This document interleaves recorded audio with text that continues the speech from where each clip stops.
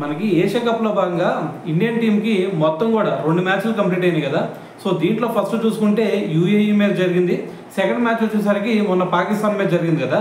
మరి UAE match చూసుకుంటేనేమో భారీ విజయం సాధించాం. మొన్న పాకిస్తాన్ మ్యాచ్ చూసినా సరే 7 వికెట్ల తేడాతో మనం గెలవడం జరిగింది. అది కూడా ఇంకొక 5 ఓవర్స్ మిగిలి ఉండగానే.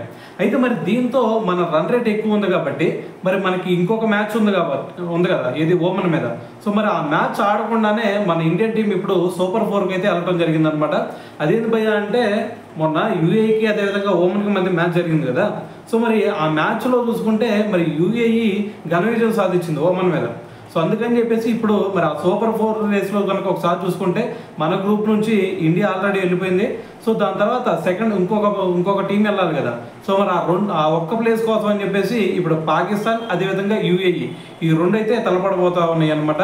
అయితే మరి ఈ 2 టీంలో మరి మ్యాక్సిమం నాకు తెలిసి అయితే పాకిస్తాన్ వచ్చే ఛాన్స్ ఎక్కువ కనిపిస్తుంది. సో మరి దీంతో మరి ప్రస్తుతం మన ఇండియన్ టీం అయితే వెళ్ళిపోయింది. సో మరి ఈ 2 టీంలో మరి ఏ టీం మరి సూపర్ 4కి క్వాలిఫై అవుతుంది అనుకుంటున్నారు కింద కామెంట్ చేసేయండి.